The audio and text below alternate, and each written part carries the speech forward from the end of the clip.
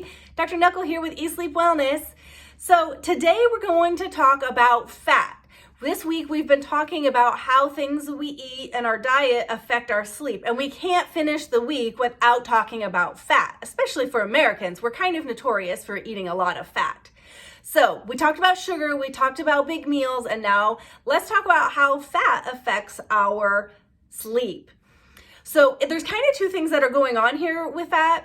One is that it actually relaxes the sphincter between our stomach and our esophagus. We talked about that sphincter last time, which is it basically a structure of muscles, like a band, and it's supposed to be keeping the food and drink and everything that we swallow down in the stomach and close it down.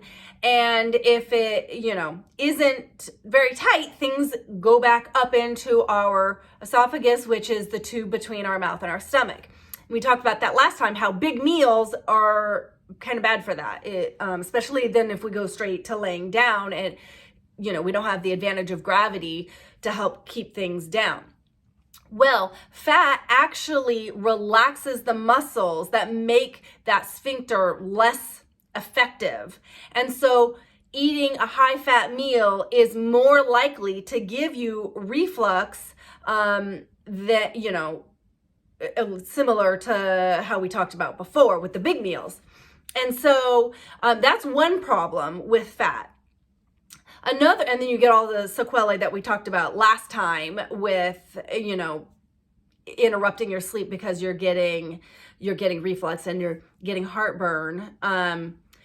But also sleep or fat in and of itself affects your sleep. So research shows that people that consume more trans fats, which are bad fats, that's like the worst fat, like margarine and lard, that kind of stuff. And saturated fats, which are also not good fats. And so people who eat the diet high in that have more awakenings and have less deep sleep than people who eat less saturated and trans fats. And it also shows that you have poorer sleep quality, which isn't totally surprising, like we talked last time, if you are getting sort of micro arousals from your sleep where you're either waking up but you don't remember it, or you're just moving from deeper sleep to a lighter stage of sleep, that ends up being less restorative. And when they fed, and research studies, when they fed rats for 8 weeks of like a very high fat diet, not only did they gain a lot of weight, but they were excessively tired. So you may, if you eat a lot of fat, you feel really tired during the day. Now there's some other factors going on with it, but you may want to look at this potentially being a factor in your poor sleep.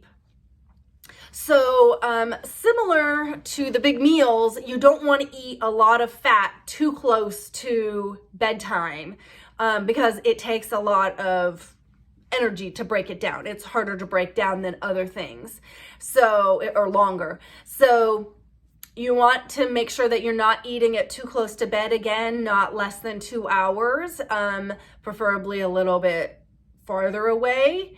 And if you've ever been told that you have high blood pressure, which is hypertension, you may have been advised to eat a DASH diet, which is dietary, I'm trying to remember what, dietary something, hypertension. And it's basically a diet for people with high blood pressure to try to recommend them to eat better.